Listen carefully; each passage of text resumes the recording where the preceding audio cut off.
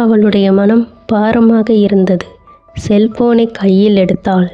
இந்த உலகத்தில் அவளுக்கு 1000 உறவுகள் இருந்தாலும் அவள் கணவனிடம் ஒரு நொடி பேசிவிட்டால் போதும். அவள் கவலைகள் மறந்து ஆறுதல் அடைந்து விடுவாள். செல்போனில் கணவனின் நம்பரை எடுத்து அவனுக்கு ஃபோன் செய்கிறாள். கணவன் எடுக்கவில்லை. மறுபடியும் ஃபோன் ஒலித்து கொண்டே இருக்கின்றது. கணவன் எடுக்கவில்லை. மீண்டும் ஒரு முறை முயற்சிக்கிறாள். இப்போதும் எடுக்கவில்லை. ஆறுதல் கிடைக்கும் என்று நினைத்து அழைத்தவளுக்கு இப்பொழுது அழுகையும் கோபமும் சேர்ந்து வருகிறது. மீண்டும் ஒரு முறை முயற்சிக்கிறாள். இப்பொழுதும் எந்த பதிலும் இல்லை.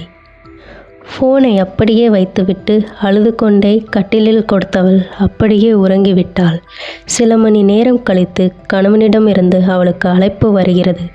தூக்கம் கலந்து எழுந்தவள் ஃபோனில் கணவனிடம் அப்படியே வெடித்து விட்டாள். ஏன் ஃபோன் எடுக்கவில்லை?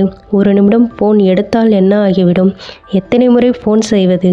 வீட்டில் மனைவின்னு ஒருத்தவங்க இருக்கிறது உனக்கு தெரியலையா என அடுக்கடுக்காக கேள்விகளை அடக்கி கொண்டிருக்கிறாள். கணவனை பேச விடாமல் கோபத்தோடு பேசிக்கொண்டே இருக்கிறாள். அவள் பேசி முடித்தவுடன் கணவன் பேச ஆரம்பிக்கின்றான். இன்று ஒரு முக்கியமான மீட்டிங், முடிக்க வேண்டிய டார்கெட் முடியவில்லை. அதோடு இல்லாமல் வேறு சில பிரச்சனைகளும் சேர்ந்து கொண்டு வேலை பாதையில் நின்றுவிட்டது. அதனால் அலுவலகத்தில் மேலாளர் முதல் முதலாளி வரை பலரும் கடுமையாக திட்டு தீர்த்து கொண்டிருந்தனர். அந்த நேரத்தில் மொபைல் ஃபோனை கையில் எடுப்பது சாத்தியமே இல்லை. ஃபோன் சைலண்ட் மோடில் இருந்தது. எல்லாம் முடிந்தவுடன் மனம் சோர்வாக இருந்த நான் மனைவியிடம் கொஞ்சம் பேசினால் ஆறுதலாக இருக்குமே என்று நினைத்து ஃபோனை கையில் எடுத்தேன். உன்னுடைய அழைப்புகள் வந்திருப்பதை பார்த்தேன். உடனே உன்னை அழைத்தேன். நீ என்னை பேச விடாமல் கோபத்தில் எல்லாவற்றையும் பேசிவிட்டாய். இப்பொழுது மனைவி தன்னுடைய தவறை உணர்ந்தாள். மன்னிச்சிடுங்க. எனக்கு நீங்கள் ஆறுதல் அப்படின்னு நினச்சி நான் ஆறுதலாக இருக்கணும் அப்படின்னு நினைக்காம விட்டுட்டேன். அந்த ஆறுதலுக்காகத்தான் நீங்கள் ஃபோன் செஞ்சுருக்கீங்க. அதை புரிஞ்சிக்காம நான் என்னென்னவோ பேசிட்டேன்.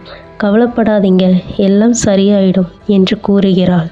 கணவனும் இனி கவலைப்படாதே, உன்னுடைய பிரச்சனை எதுவாக இருந்தாலும் அது என்னுடைய பிரச்சனை தான், அதை நான் பார்த்து கொள்கின்றேன் என்று ஆறுதலாக பதில் கூறுகின்றான். நாளை எப்படி இருக்குமோ என்று இருவருக்கும் தெரியாது. ஆனால் இந்த நொடி இருவரும் ஒருவருக்கொருவர் ஆறுதலாக இருந்தார்கள்.